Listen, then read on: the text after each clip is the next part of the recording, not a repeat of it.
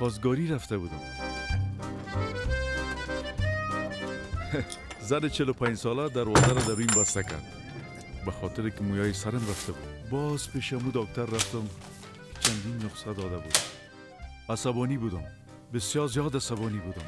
امروی خود فکر میکردم که اگه این نسخه جواب نده امروی از دکتر چی کنم. اما این دفعه نسخه دکتر کار خود کرد و شامپوی ویگرو حلال مشکلاتم شد. وارد کننده از کشور آفریقای جنوبی شرکت آمد ابیپور لیمیتد. نمایندگی کابل گلبهار سنتر منزل دوم دکان 3198.